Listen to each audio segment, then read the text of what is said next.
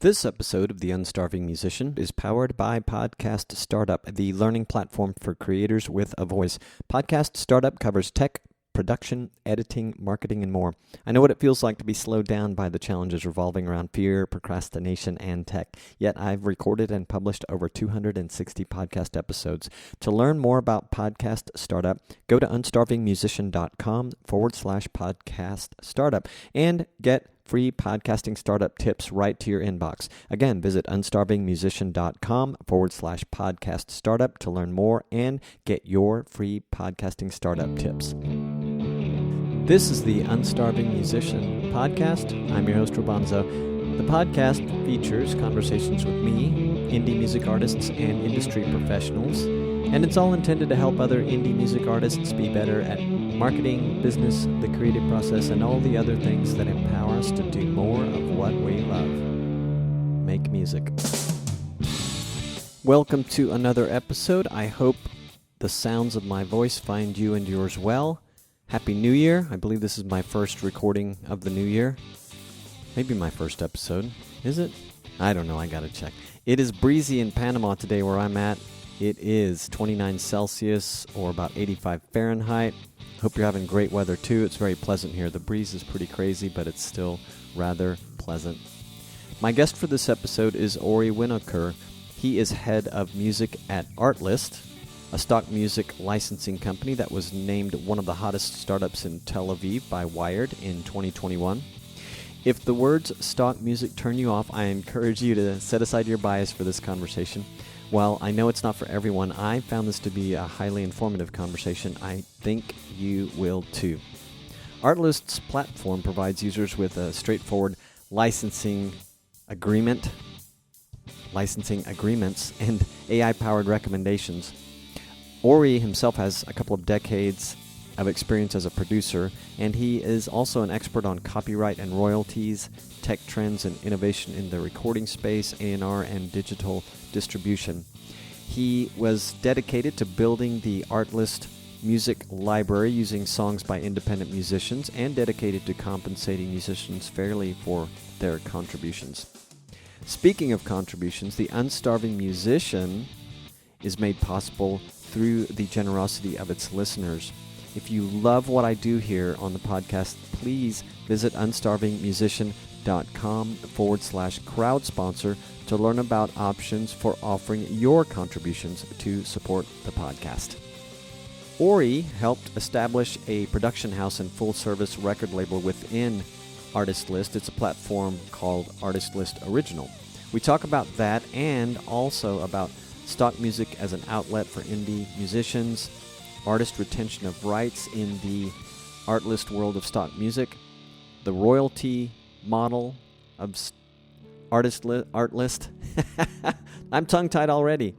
We also discuss the evolution of the music creator ecosystem, how big brands are using Artlist, the Artlist revenue model, and the artist submission process, and more.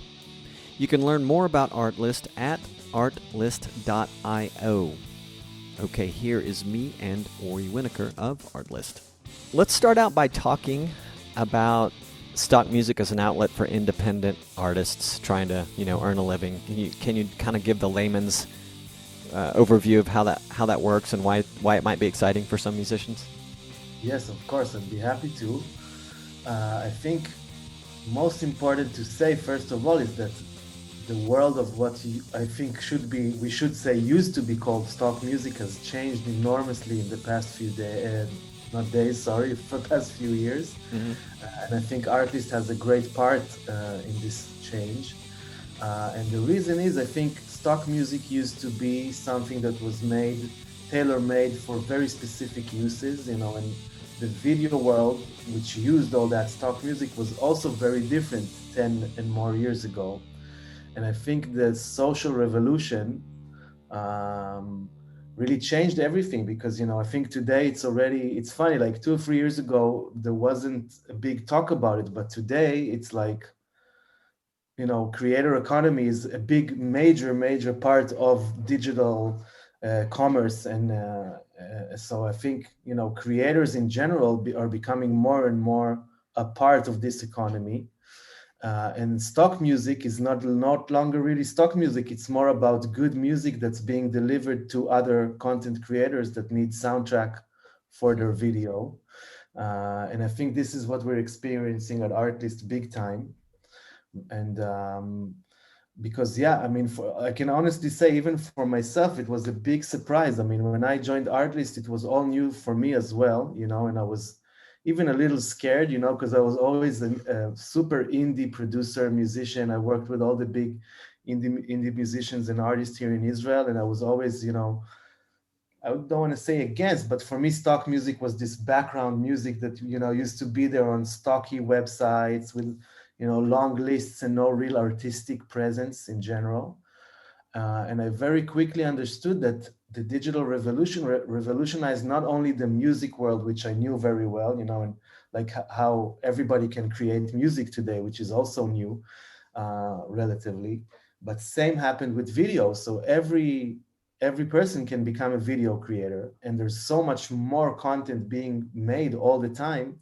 So people need all kinds of music for all kinds of video, and the culture around it is so different, you know, because if you look at TikTok, music is like more or less the frontal part of the content, you know, and most of these videos on TikTok, which is of course billions of videos, the song itself is the center of the thing, you know, that's the main attraction normally.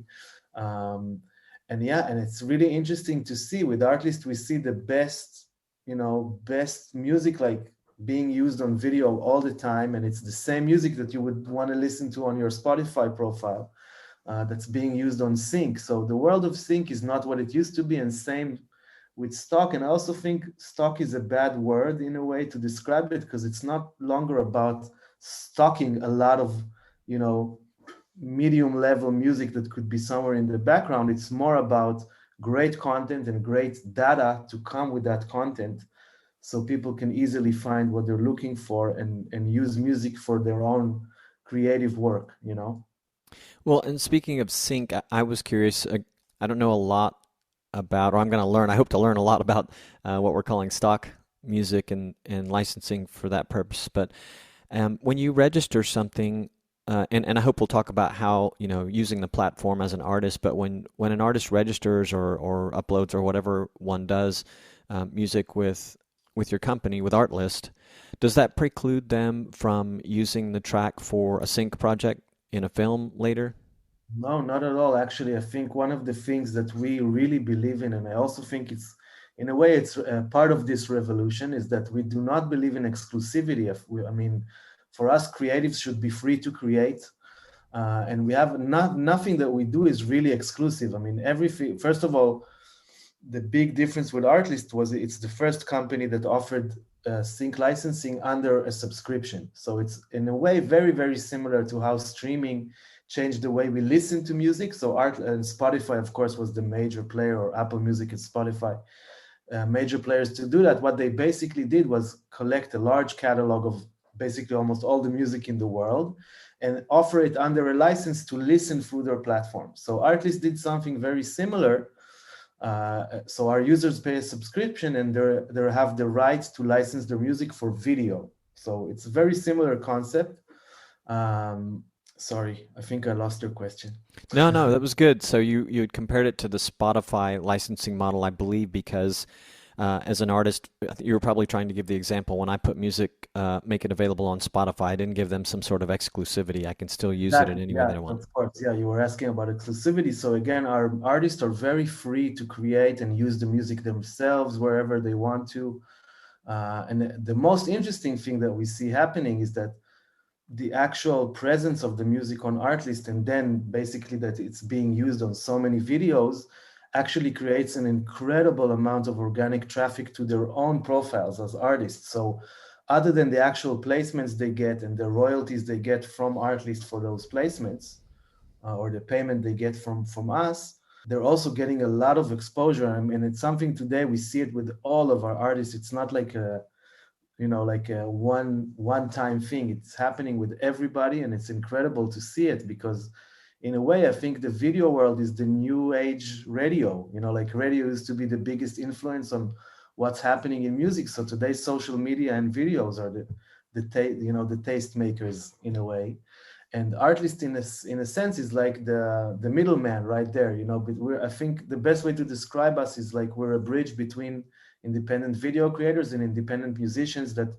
just need to be able to connect their content to each other, and that's basically what we do behind the scenes. I mean, we make it easier for everybody to connect. That's an interesting way to put it. I can see it. Since we brought up Spotify, what would you say about the royalty models? Um, as you know, Spotify for independent artists, there's a lot of talk ongoing always about the royalties not being so great, but and again, speaking as someone with not a lot of with no personal experience in syncing, other than talking to other artists and having met several that it's a great part of their total music business. How do you feel, or how does this type of royalty model compare to, say, Spotify? So actually, we're using a very similar method in general, but we're paying a lot more per use.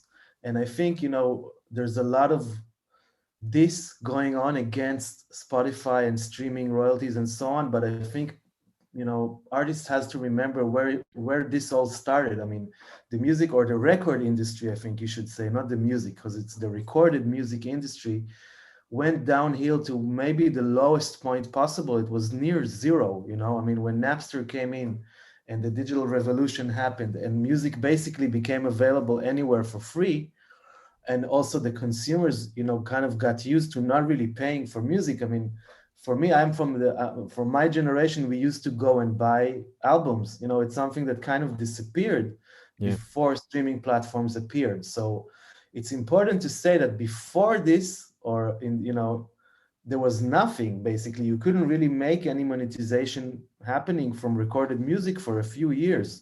So coming from there, it's a big change and an important one.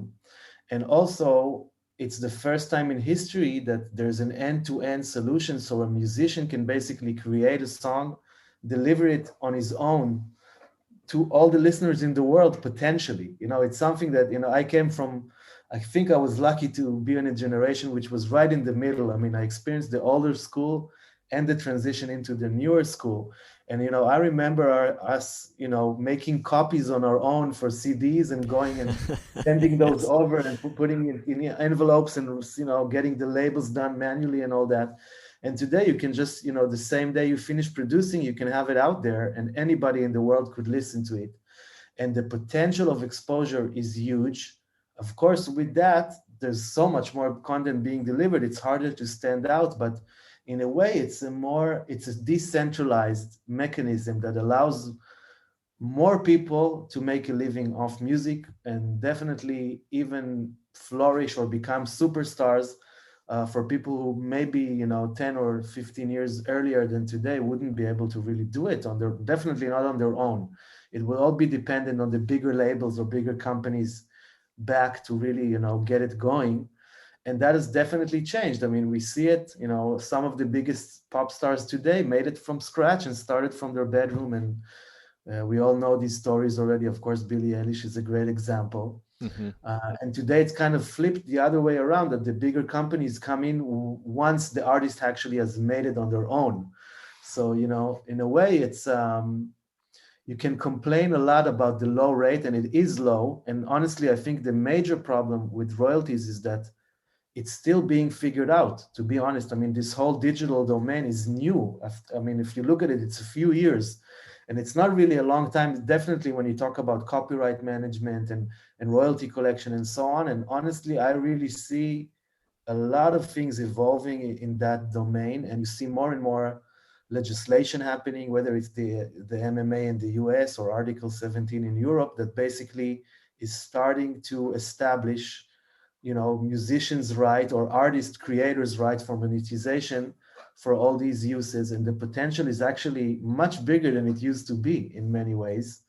Um, I'm not sure the MLC in the US was just established this year. So they're just now starting to collect for mechanicals for streaming, which is basically another another dime for any stream that you have. And it's a big deal, because if you Yeah. have a million streams, you get another million dimes for it. So that's really evolving and changing. And I think it's same is going to happen with the video sync, online video sync world. It's all going to become easier for artists to monetize and, make sure they collect for all their rights and royalties. And by the way, I think in many ways, music is a few steps ahead than any other content creator, like let's say video creators, which had no culture or infrastructure of copyright management as music does. Yeah. So in a way, music is now kind of breaking the barriers into this digital domain, and technology is finally really bringing in the tools to enable people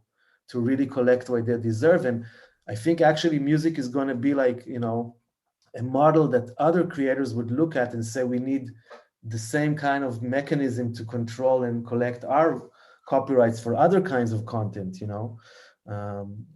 because the world of digital content is just growing and growing. So it's not going to stop even with video. It's going to be 3D models and VR worlds and so on, and everything needs to be monetized. And in a way, music is right there on the on the frontier of how to do it, how to get it done. And it's now I think it's being formed as we speak. That's what I see, basically. That's an interesting perspective. Do you recall earlier you said, forgive me if I'm going to word it in such a way it maybe doesn't get you back to where you were in the conversation, but you mentioned drawing attention or traffic back to an artist's works based on like video placement, whether it's through a business model like yours or whether it's through sync. Do you recall what you were talking about then? I was just kind of curious if you can cite some examples of how, and I think it was about the time that I was asking about the revenue model and probably mentioned Spotify. You just alluded for a second that there's this other thing that happens when an artist has something that was perhaps in a stock library or in sync that suddenly they're drawing attention to some of their other work. Can you share some examples where you've seen that work to an artist advantage? Of course, yeah. So basically, again, it's something we see now on a very constant basis. Because in a way, again, Artlist is like a bridge, so we're very, very highly curated. So we collect songs very carefully and create songs very carefully, and we match data to it. So for the video creator, it's very easy to find the song they need for their video. So once they find it and they sync it to that video, and that video is being posted on various video platforms or social platforms, it basically acts like a distribution arm for the music, because people are following that video creator and they want to know if they like the song in the background, or sometimes it's not in the background anymore. If they like the song on the video, they actually Shazam it. And I think also, again, here's where technology really creates this, we call it already the Artlist effect or the magic circle. Because what happens is people, watch a video, Shazam the song, and that takes them directly to the artist profile on Spotify or Apple or whatever streaming platform they use. And I can say, I can give you a lot of examples. We have artists that basically did not exist. Like we created an artist profile for them for Artlist. Like they never released anything before. We have people that have, today after 3 months on air, they have over 100,000 streams on Spotify a week, which is something that for an indie musician is almost unreachable. So, and that's all from organic traffic because of that exposure. So again, in a way, I think this is very similar to how radio or DJs used to set the tone, on what to listen to. Mm-hmm. So in a way, today, the video creators or the entire creator economy, that's where, the traffic is, that's where the audience is, that's where they exist in a way. So whenever they hear something they like, they just go ahead and Shazam it and they find the artist directly. So it's so interesting. Do I understand correctly that you were responsible for building the music library of independent music for Artlist? Not exactly. I joined Artlist 3 years ago. The company Okay. is already, the platform is out for more than 5 years already. Okay. Basically, when I joined Artlist, I established the original department that you can see here on my shirt.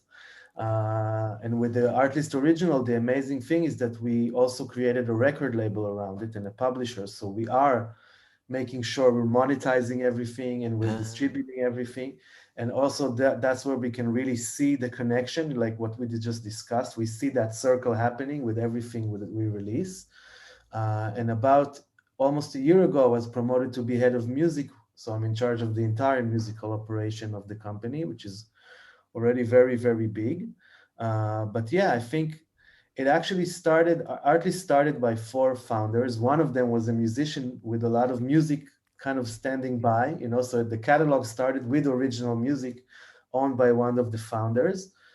We very, very quickly also opened a model for external artists, we call it, to offer their music. And again, we're very highly curated. So we select very few songs from all the applications we receive. Also, because I think, again, in a way, that's what's missing in this world. There's so much content being spread out, almost out of control, and we're there to kind of organize it and make sure it gets delivered to the person that really wants to use it. So it's incredible to see that Artlist has 21,000 songs, and all of them are being used almost all the time. I mean, Wow. almost none of them are standing by with no downloads or no uses on video. So yeah, but the original was built 3 years ago, and it became a really massive, I think you can say it's like a new age record label. It's like a record label that was created for a sync company, which was normally the other way around, Yeah. would release music into the music domain and then hopefully would get a sync. So for us, it's very different. It's like we produce music with the aim in mind that it's going to be used on various videos. That's also kind of how we pre-curate it before it's being produced. And then the beautiful thing is we deliver it out to the music side, music world, like streaming and Spotify and so on. And then we immediately see the cycle connecting, what we just discussed before. Oh, thanks for explaining that. I was reviewing Artlist Original today for this. This is like the second time, but the first time was several weeks ago, and I didn't quite make the connection that you just described. So that's very. It's a little behind the scene. Again, we see it Yeah. very strongly from behind the scene, and all our artists are seeing it, and they're also, of course, very happy, working with us because they get this thing happening for them, which is incredible. Yeah. But it's not clearly out there yet. But I think the beautiful thing that you see in this story is how the digital ecosystem of artists is really connecting. It's going to be more and more and more connected. And I think you see it coming from every angle. I mean, whether it's even now with, Facebook becoming Meta and the metaverse, and they're all saying, it's all about allowing creators to monetize their work. It's all about that. It's going to be direct end-to-end from creator to viewer or consumer. And I think that's where it's going. And in a way, maybe Artlist is like, one of the first few that are actually in the game already, in a way, Yeah. You have an upper hand already, an early entry. So, yeah. And what about the other side for businesses? I saw a large list of big companies that have used your services in one way or another, or have been part of the service use in one way or another. What's exciting from that vantage point? So I think that's actually very similar to how it always was, So if a big brand uses your song, it's of course gets exposed to many, many viewers. And it's actually interesting because Artlist's main attraction or main audience is definitely what is called micro licensing or social creators, like the smaller non-superstars, not big brands, just people making content, which are enormous millions of people around the world today. And we were surprised, I think, in a way, that the biggest brands in the world came to Artlist because they just love the music and they love using the platform as a tool to find what they're looking for. And same also, I think the main change the main evolution that happened with brands using music is that they also don't care about exclusivity as they used to. Like it used to be like if Nike wanted to have a song in a commercial, they wanted to have it just for them. And I think because the world of content has changed so much and there's so much being, released all the time, that pardon my French, but nobody gives a shit anymore. You know, if you like the song and it fits your video, it fits your campaign, it could be anywhere. It's actually good, maybe, that it'll be in more and more links, you know. And again, it's all about how everything connects at the end. So for us, it's incredible to see all the biggest brand in the world use our music. It's Netflix, it's the White House, it's BMW, it's Nike. We see it all the time. It's really incredible. It's beyond our expectations in many ways. And I'm happy to say it's mainly because they just like the music, you know, and they love using it. So, and for artists, of course, again, always it's great exposure. But to be honest, it's incredible to see that the power of a big amount of social influencers is maybe even bigger than big brands today. You know, that's what you see happening. You know, because those social creators have so much impact out there, even if they're all small. It could be groups of very small circles of people with small audience, but it's enough that you have that plus that plus that. It becomes very big and very direct exposure, you know, because these are like groups of fans that really follow the Yeah. people that they're following. So it's very interesting to see. And I think in many ways, the internet is now flourishing, you know, to where the expectations were always that the internet would enable sharing and Yeah. enable real connection of people. And you really see it happening with the creator economy today. That's fascinating. And what about the revenue model from the company perspective? Is it multifaceted or is it pretty straightforward across the board with the different things that you do? So we're a subscription-based company, again, very similar to many new age companies on the internet or the digital ecosystems or domains. And again, it comes from the same thing. You know, people prefer to pay one time and be able to share and be free. Hmm. And it's a big change. You see it actually happening with everything. Even software companies today are Right. more subscription-based, and music consumption turned into subscription-based. TV and film consumption basically also moved to subscription based. Right. So for us, of course, that's the main thing we do. And of course, we have some additional revenue models that are actually now growing, but I think maybe I should avoid discussing that in full yet. But our main thing is our users, and we work for our users. That's the way we see it. You know, we create and build for our customers. From the very first minute the company was established, before I joined, I think it was made by video creators for video creators, and that's why it's making such a great success happening, because we understand the world of the people who wants to use the service, you know. Yeah, yeah. Great. And the last one for you is how does an artist use the platform to be considered, have submissions considered? Yeah.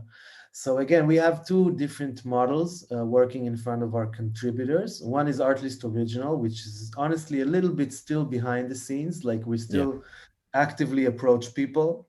But we do have, if you enter Artlist, you can find on the menu a section called Become an Artist, and you can apply there. Um, and again, we have a dedicated team that actually listens to every song, like it Yeah. used to be in the 60s on labels, you know. We're actually doing that and listening to everything, but we are very picky, as I said. And we're picky because again, we believe in a good match. We need to know that if we take a song live to the platform, it's actually going to create revenue for the artist, and we're big believers in that. And we do have a high standard that kind of keeps going higher and higher, which is fascinating to see. You know, we just had like a listening session, and our CEO said something like, "It's unbelievable that this is the level of music for sync. Like it was never there. It became a natural part of music in many ways. So the competition is not easy, but Yeah. where our doors are very open. You can just access the website and apply, and if there's a good fit, you'll join the catalog and hopefully also create great revenue for you as an artist. So Very cool. everybody are definitely welcome to submit. Very good. Well, Ori, thank you so much for joining me. This was an interesting conversation. I know that it's going to pique the interest of the listeners, particularly the artists. So, is the best place for people to find you on artistlist.io? Yeah, absolutely. You can apply as an artist through the website, and you can always find me as well on LinkedIn and so on, and our social media if you want. I answer everybody that writes to me. So you're also welcome to approach me directly. Fantastic. Well, it's great talking to you and great learning about Artist List. Thank you. This episode was powered by Bandzoogle, the platform for musicians and bands to build their website and manage direct-to-fan marketing and sales.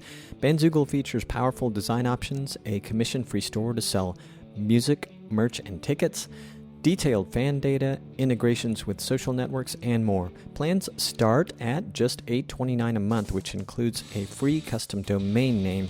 Try it at bandzoogle.com and use the promo code ROBONZO, ROBONZO, to get 15% off your first year. That's bandzoogle.com, promo code ROBONZO. Did you know you can help other independent musicians find the Unstarving Musician by following or subscribing on your audio platform of choice? Well, now you do, and it really does help. And if you have feedback, please go to unstarvingmusician.com to get all my contact info. You can text me, call me, email me, leave a voice message right there on that page. Just go down to the bottom of the page and you'll find everything you need to know. I really would love to hear any of your comments, suggestions, questions, whatever you've got. And you can find links to just about everything talked about in this episode at unstarvingmusician.com/podcast. All right, I'm peacing out. Thank you for listening and sharing with your musician friends and fellow indie music bands. Peace, gratitude, and a whole lot of love.